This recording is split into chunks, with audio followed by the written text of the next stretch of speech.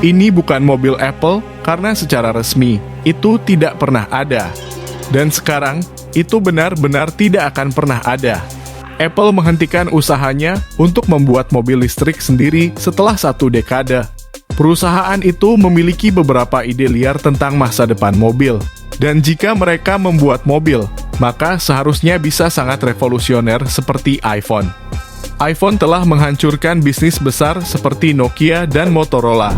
Dan itu sempat membuat industri mobil ketakutan. Karena Apple bisa saja melakukan hal yang sama pada industri otomotif. Dan memang saat itu mereka yakin akan hal itu. Mereka yakin bisa mengalahkan General Motors, mereka bisa membuat mobil listrik yang lebih baik dari Tesla, dan mereka memiliki ambisi untuk melakukan sesuatu yang benar-benar belum pernah dilakukan sebelumnya. Dan ini adalah sebuah cerita besar tentang rencana dan upaya menciptakan mobil baru yang berakhir gagal karena kesalahan dalam strategi. Mereka bangkit, jatuh, bangkit lagi, dan kemudian terjadi kematian dari apa yang disebut sebagai Proyek Titan.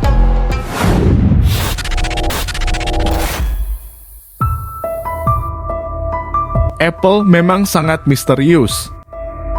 Perusahaan tersebut tidak membicarakan produk baru mereka sampai benar-benar siap, jadi mereka tidak pernah mengakui kalau sedang membuat mobil. Bahkan, dalam sebuah wawancara pada tahun 2017, Tim Cook menjelaskan, There is a major disruption looming. If you've driven an all-electric car, it's actually a marvelous experience. Plus, you have ride sharing on top of this. We're focusing on autonomous systems. Clearly, one purpose of autonomous systems is self-driving cars. We sort of see it as the mother of all AI projects. Di sini kita lihat bahwa Tim Cook menyampaikan 3 inovasi yang diprediksikan akan mengguncang industri otomotif. Dan dia tahu bahwa setiap teknologi sepertinya membawa peluang untuk mengubah pasar otomotif yang bernilai $2 triliun atau setara dengan 30 kuadriliun rupiah. Tapi sebelumnya mari kita mundur ke tahun 2014 ketika semuanya dimulai. Awal dari proyek mobil Apple sebenarnya adalah perusahaan harus berinovasi untuk mengembangkan penghasilan. Dan Apple saat itu tertarik dengan industri mobil, sehingga perusahaan mempertimbangkan apakah mereka harus bekerja sama dengan Tesla atau merek lain, atau memproduksi sendiri. Namun, mereka akhirnya memutuskan untuk mulai mempelajari apa yang diperlukan untuk membuat mobil mereka sendiri. Karena mereka punya dana untuk itu dan mereka juga memiliki orang-orang yang mempunyai pikiran terbaik di perusahaan untuk tugas ini. Kemudian, divisi perangkat keras diberikan banyak uang untuk merekrut siapapun yang dibutuhkan di dalam atau di luar Apple. Mereka merekrut orang-orang dari Porsche, Lamborghini, Audi, dan lainnya untuk datang ke sana dan membuat mobil. Jony Ive, sang kepala desain Apple saat itu, memiliki ide untuk menghidupkan kembali bus Volkswagen klasik dari tahun 1950-an dan 1960-an. Tetapi ide itu bukan untuk membuat mobil bagi orang yang suka mobil saat ini, melainkan untuk menciptakan masa depan mobil yang lebih aman bagi kita semua untuk dikendarai. Dan juga, ingin teknologi Vision Pro bisa disuntikkan ke dalam mobil masa depan mereka. Segala macam ide dipertimbangkan. Salah satunya adalah hanya menjual mobil dalam warna putih. Mobil tidak akan memiliki setir atau kursi depan, dan penumpang akan mengendalikan semuanya melalui layar sentuh menggunakan Blue Sky. Pada tahun 2015 di San Francisco, California, sebuah mobil minivan yang atapnya dipenuhi sensor-sensor besar hilir mudik. Pemandangan itu menarik perhatian CBS News dan kemudian memberitakannya sambil menyebutkan bahwa mobil tersebut terdaftar milik Apple. Kabar itu menyebar dan kemudian terkonfirmasi bahwa Apple memang sedang mengembangkan mobil listrik otonom dalam proyek rahasia yang disebut Proyek Titan. Proyek ambisius itu disetujui Tim Cook selaku CEO Apple.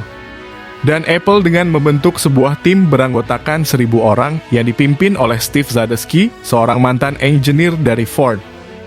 Dan ditargetkan mobil akan dipasarkan pada tahun 2018. Dan saat itu tim Cook telah melakukan pembicaraan dengan BMW. Namun, proyek segera mulai mengalami masalah.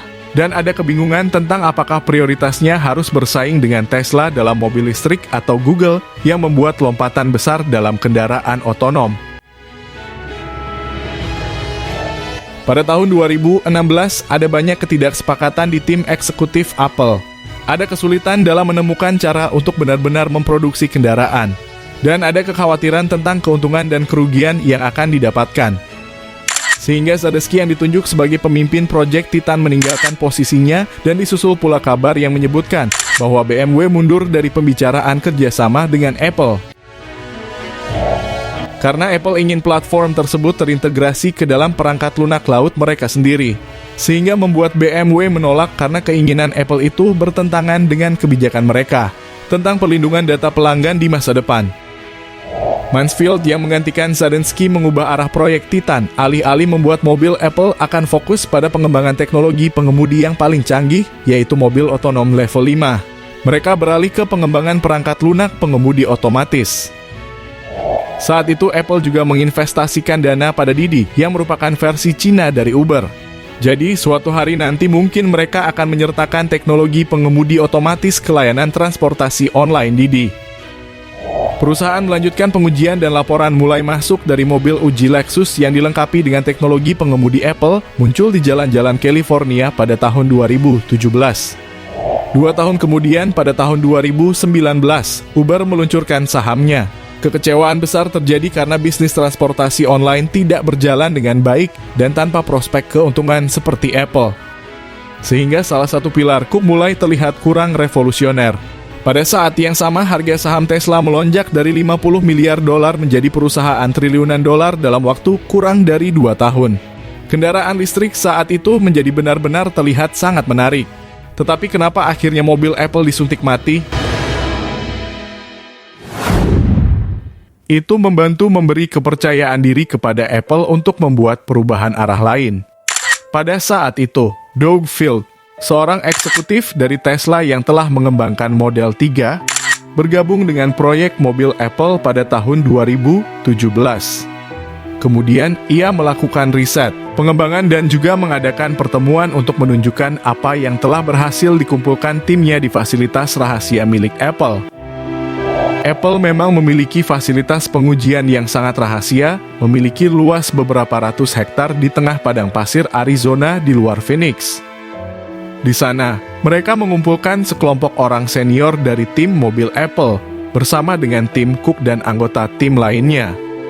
Tim Cook terkesan dengan apa yang dilihatnya. Apple akan membangun mobil listrik yang memiliki teknologi mobil otonom. Tetapi sayangnya keputusan itu tidak berlangsung lama. Doug Field meninggalkan Apple untuk bergabung dengan Ford pada tahun 2021, dan digantikan oleh Kevin Lynch, seorang manajer dari Apple yang telah lama berpengalaman dalam pengembangan jam tangan. Dari sini menjadi jelas bahwa mobil otonom masih jauh dari kenyataan, bahkan mungkin memakan waktu 1 dekade lagi atau lebih. Oleh karena itu, ada pemikiran ulang lain tentang teknologi otonom. Kemudian mereka memutuskan untuk fokus pada membuat mobil listrik yang bersaing langsung dengan Tesla. Tetapi pada tahun 2023, dunia luar mengalami perubahan besar. Kecerdasan buatan mulai menjadi fokus utama dalam industri teknologi, dan setelah kesuksesan awal Tesla, kendaraan listrik menghadapi tantangan nyata.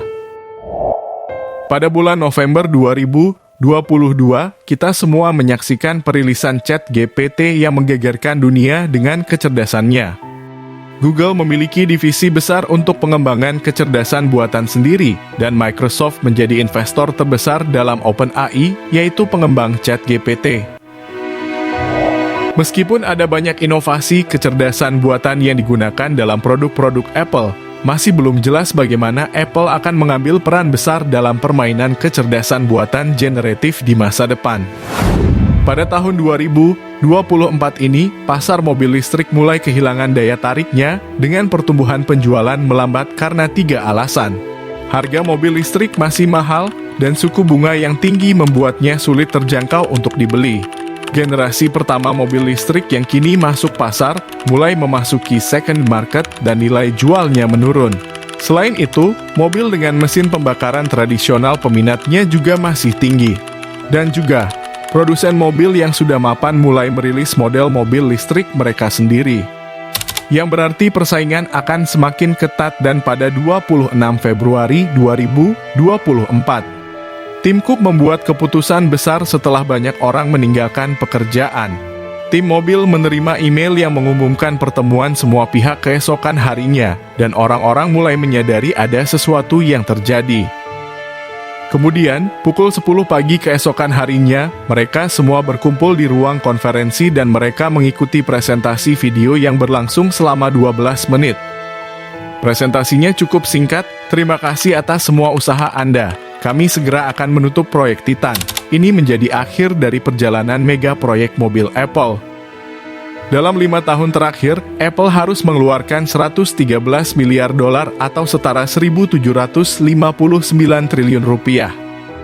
Dan memang Apple kesulitan untuk meningkatkan pendapatannya tanpa mobil, dan investor bertanya-tanya dari mana pertumbuhan Apple selanjutnya akan datang. Beberapa berpikir itu bisa menjadi Vision Pro. Tetapi masalahnya adalah, jika perangkat itu mencapai semua yang diinginkan Apple dalam beberapa tahun mendatang, itu bisa menggantikan iPhone. Sehingga mungkin kamu harus memilih salah satu di antara keduanya. Dan itu sebuah potensi nyata dalam setengah dekade mendatang untuk menggantikan iPhone-mu dan menjadikan Vision Pro masa depan produk. Tetapi Apple memerlukan pendapatan tambahan. Mereka membutuhkan kategori produk yang benar-benar baru dan berprofit besar tanpa mengurangi yang lainnya. Dan ketika menjadi produsen mobil mulai meragukan seberapa menguntungkannya, Apple kemudian memutuskan menyerah dan kembali fokus pada pengembangan kecerdasan buatan.